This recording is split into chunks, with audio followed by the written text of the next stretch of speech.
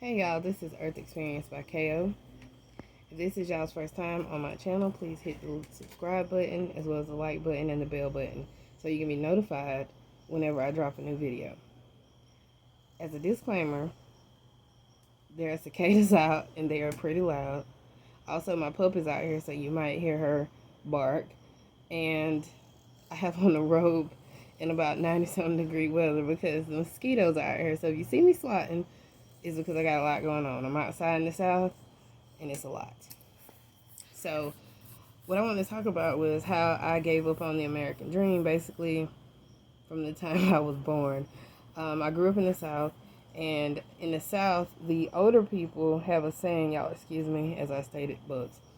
The older people have a saying, and it goes, you get in good trouble. Well, I have gotten in good trouble since I was a child. I just did not believe the hype on anything from the time I was a youngin'.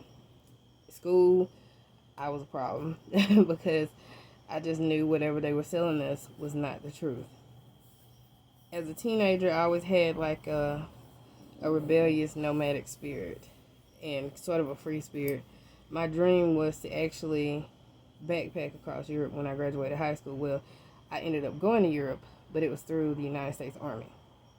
And I should have gotten out while I was there so I could do exactly what I wanted to do and eventually make my way to Africa.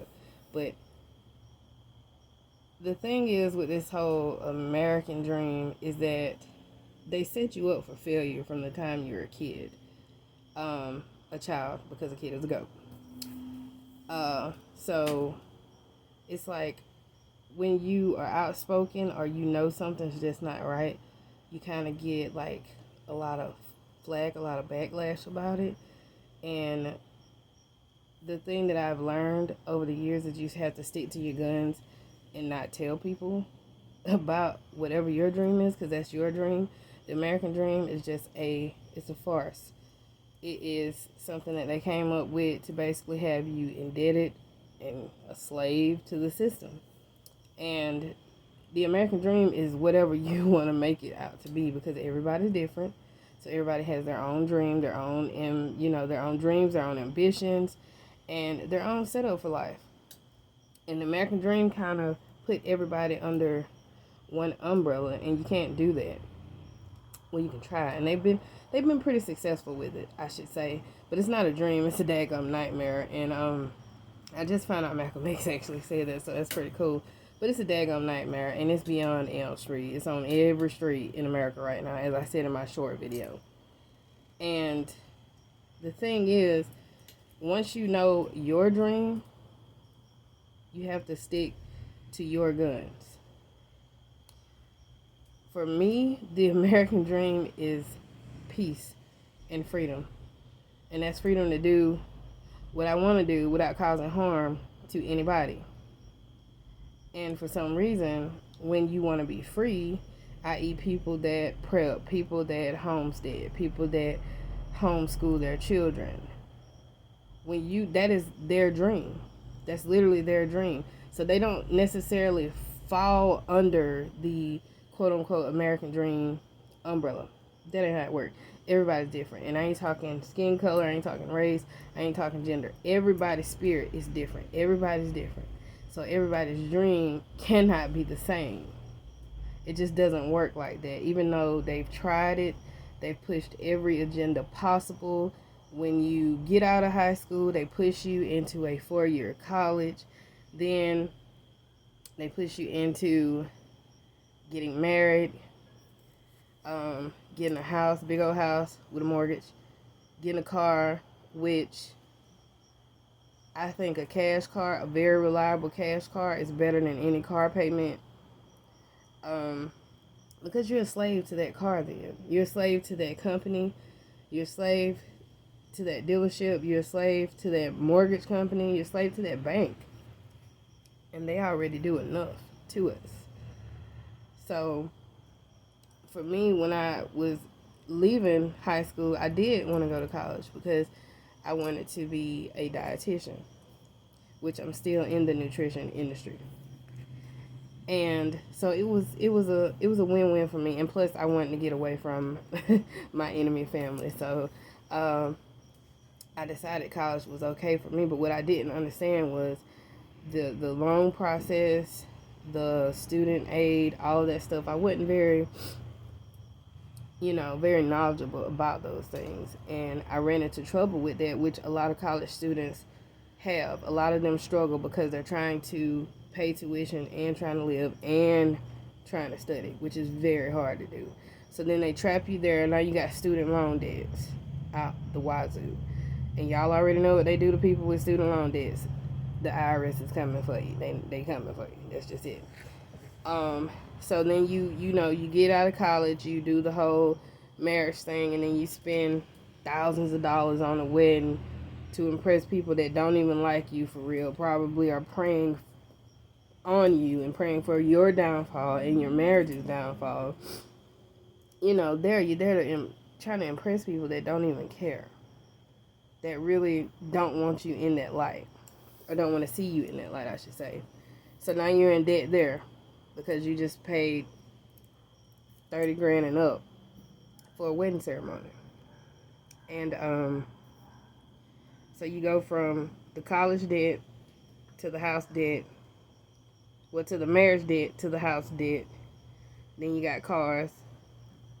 And people want to, I think one of the biggest setups is the saying thou shalt not covet thy neighbor, but the system is literally set up for you to covet everything if you don't have your own mind and your own American dream. Y'all excuse me, I have an incense going and it is blowing in my face, as well as the mosquitoes. So you have student loan, mortgage, wedding, car note, and sometimes your children, they might go to private schools. That's a whole nother bill. Daycare is a whole nother bill, but a private school bill is a whole nother bill. So you got the white picket fence, you got the house, you got the children that go to private schools, and that's hella extra money. So you're already set up out the gate for debt. You're already set up out the gate for debt. Nobody tells you to go to a trade school for 2 years, or not even 2 years, maybe 6 months. Sometimes it's not even 6 months. It just depends on what you want to take up. And then they have plans where you can pay out of pocket, or it's as little as $1,000, $1,500 for a program, maybe a little bit more than that. And I just think it's ridiculous that they put us under all these debt programs. So you're basically a slave to the system. So the American dream for me is definitely not being a slave to anybody's system. It's like freedom is when you're not worried about a phone call about bills. Freedom is when you can get in your vehicle and know it's paid for and you can go wherever you want to go. Freedom is, a lot of nomadic people are so happy with minimal things, which I'm pretty nomadic myself.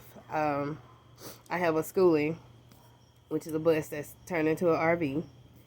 And so I myself am of a nomadic spirit. I've always been that way. And those people are so free. They're so free because they're not bogged down with the house note, the car note,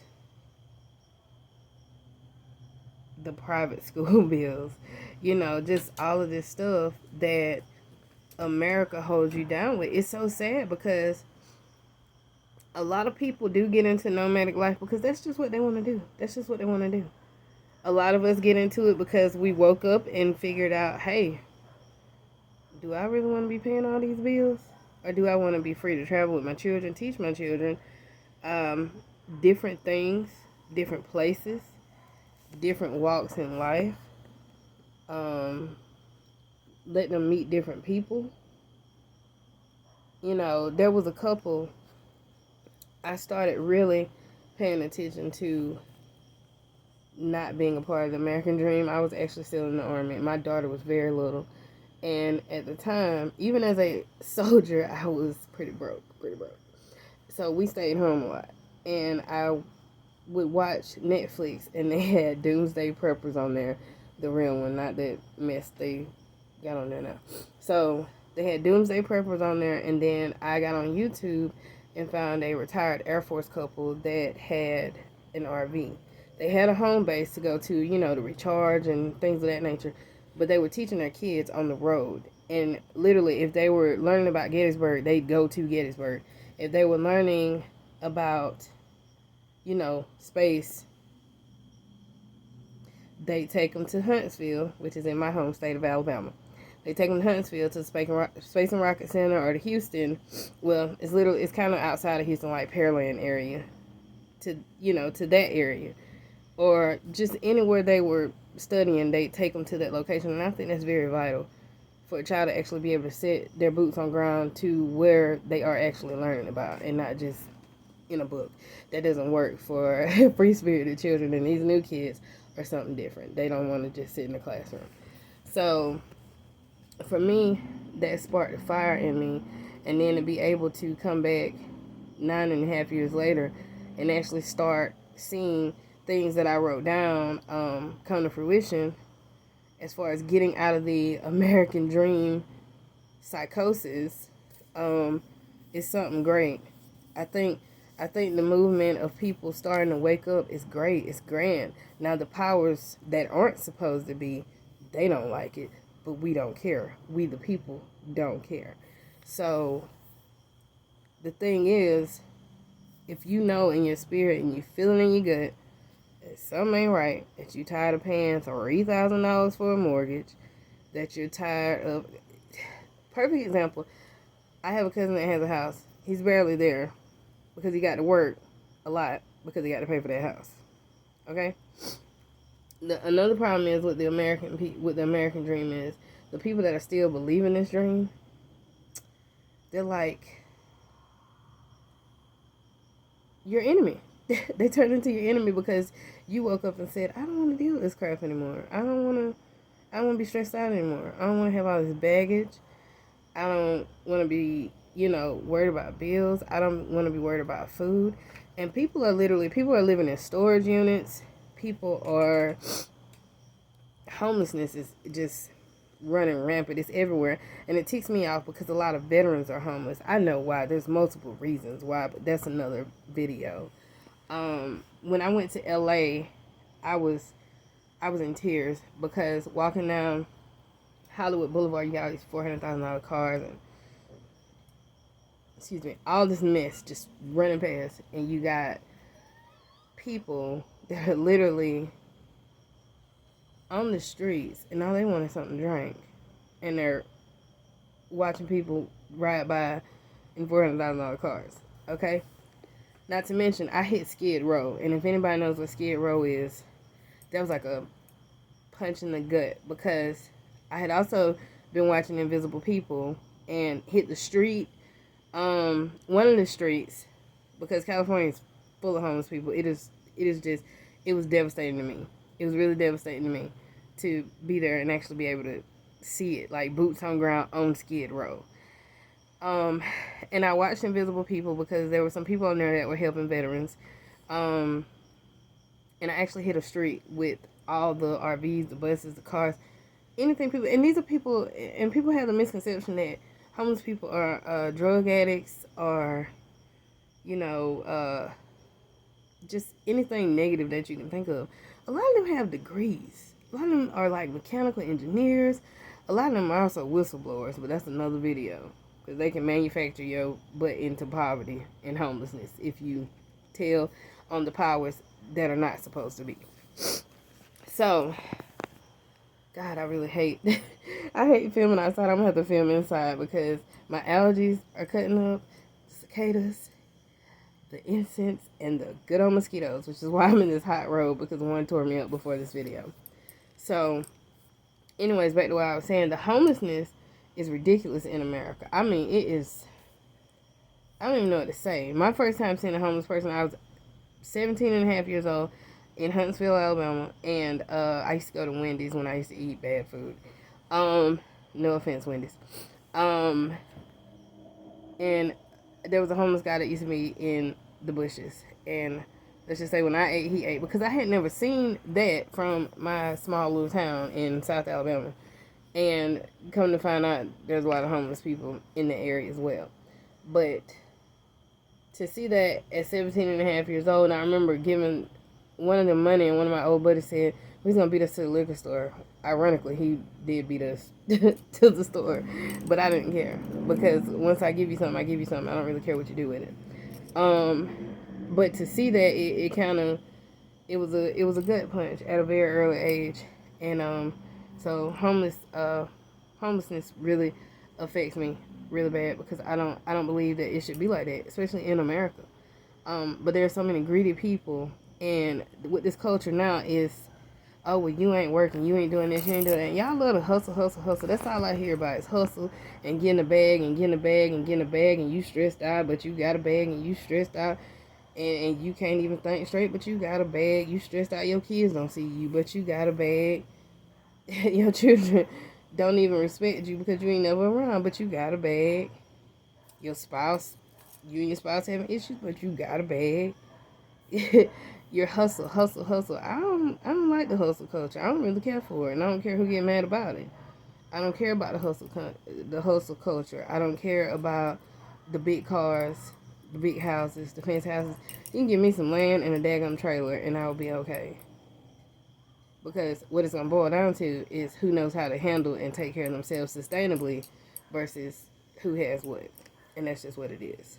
And y'all can believe me or not, I really don't care. But the American dream is a lie. The late George Carlin said it himself. In order to believe the dream, you got to be asleep. And there are people that are asleep, half asleep, sleepwalking, that still believe in this thing. And if you don't believe in it, I urge you, and this is from personal experience, please don't tell nobody nothing.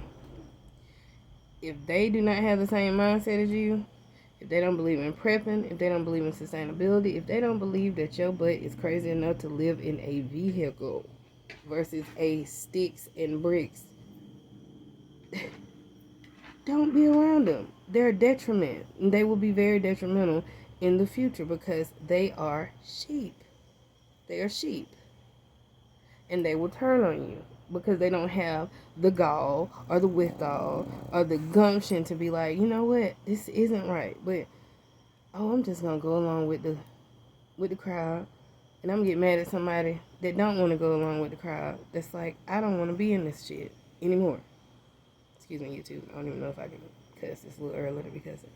But the American dream is what you make it. Because I'm starting around, but I'm a Gemini, so I can go. The American dream is what you make it. It is your dream. It is literally what you dream about, what you envision, what you see for yourself. And if you have children, your children. If you have a spouse and children, then your family. Your family. So, I got out of it. I would like to say I've been out of it, but you kind of get coerced back in it. Sometimes forced. And then it's almost like a spell. And then you wake up again. But once you dispel the spell, in the words of this guy named Brother Kwaku, once you dispel the spell, you can't go back to sleep. That's just what it is. So once you figure out this American dream is complete BS, make Freddy Krueger look like a little cute Teletubby or something. Not a Teletubby, but like Gizmo or something. Make him look soft as a Debbie cake. Because this is a straight up nightmare. It's a global nightmare.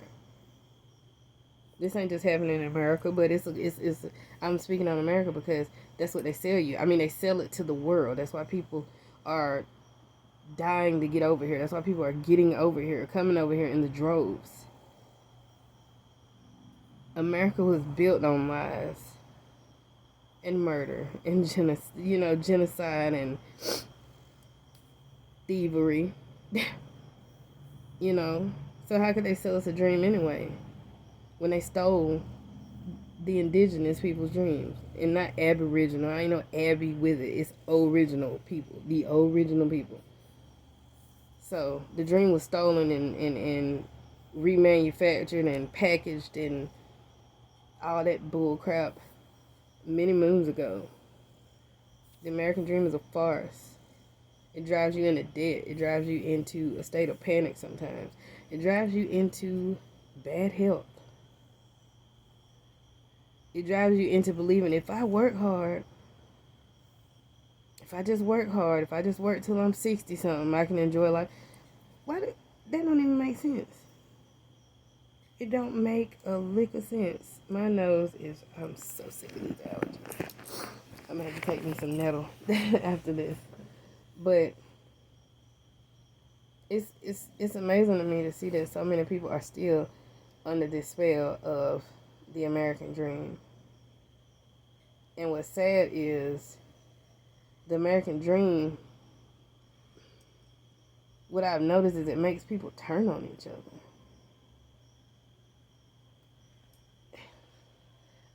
I don't ever want to be, I don't ever want to have a dream like that to where I'm turning on other people. Because we the people should be standing together right about now. We the people really should be standing together right about now because we got some serious issues going on in America. Globally, but I'm talking about America because I'm here. So, for me, as a child, I knew I didn't want a busy life. I'm country girl. I grew up running on dirt roads and milking cows and picking corn and shucking corn, picking peas, shelling peas. I ain't never wanted to live fast. And when I did, you kind of want a taste of it. When I did, I was like, this ain't what I thought it was. I'm okay. We're going back, slow living, as they call it. There's so many movements that I've just been naturally doing that I had no idea about until after I did it, like minimalism. I only did minimalism because I didn't want to buy any furniture because I didn't see the need for it. So I bought a big old airy rug and floor pillows for me and each of my children.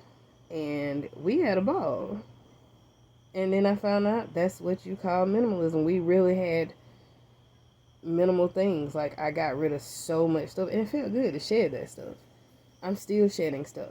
Because it's like you accumulate it back. You fall back under the spell and then you're like, I need this, I need this, I need this. Consumerism. It's another thing. Capitalism, consumerism. And it's just been morphed into the society and okay, so that fell. That fell. I don't even care. You see the background. I'm outside. I don't have time to fix it. And this video is way too long for me to stop it and even try to go do something else. I don't even care. That's how un-American dream I am. I don't even care that it's flying in the wind. I'm glad the breeze came through, actually. So, yeah. I don't know. Once you wake up from it, you don't really care anymore. You don't really care anymore. You don't care about the stuff. You don't care about the clothes. You don't care about the hairstyles. You don't care about I'm rocking my natural hair now, which is got a little shrinkage going on. I'm rocking my natural hair. I got my little mossy oak hat on. I don't really care. I don't really care. Because once you start shedding stuff, you free yourself. You free your vessel. You free your spirit. You free yourself up for new things, new beginnings. When you start to free yourself from the chains. When you break the chains, that's when you're really able to start living. And I got to give props to Tim. His name is Tim. He's a YouTuber. And for some reason, I cannot remember his last name right now. I think it's Tim Watson. But that dude is on point. I've been watching him for a few years. He is so unapologetically free. Okay? He is so free. And that's people will get mad at you for being that free. So I want to shout him out. Mr. Milton Craft, I just caught one of his videos as well. People are waking up, man. We're tired of this crap. We're tired of this crap. We're tired of being bogged down. You can't even take a trip because you got to go to work. And then if you're sick, another thing that made me be like, I'm never working for anybody again. And I mean that. I stand on it, which is why I have my own business. Is there was a snowstorm in Atlanta back in I want to say 2013. And I remember some of my cousins saying that they had to ask their boss to leave.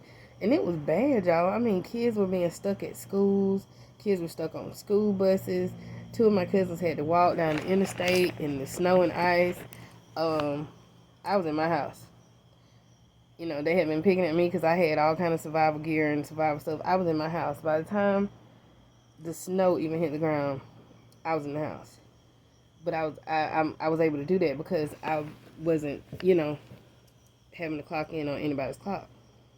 And when my cousin said that to me, and so many other parents were saying the same things, that their bosses wouldn't let them leave, and I thought, there's no way in hell I'm working for anybody and I can't get to my child. At the time I only had one child, and I can't get to my child because somebody tells me I can't leave. I dealt with that crap in the military, and the whole time they would leave. And these are people that had wives that could handle their business, but they would leave, and they would tell you, you can't leave, you can't handle your business. And guess what? I handle my business. That's what I mean by good trouble. So that really affected me as well, as far as not joining the rat race again, because that was a disaster. That was a weather-related disaster, and children were without their parents. And y'all know kids, in situations like that, they're scared. You know, they're vulnerable, they're scared. And they didn't have their parents because their bosses wouldn't let them off. So I knew then, nope, no rat race for me. It ain't gonna work. Because if something happens, I need to get to my child. And that's it. And I literally called her daycare. They told me they weren't checking out. And I said, okay.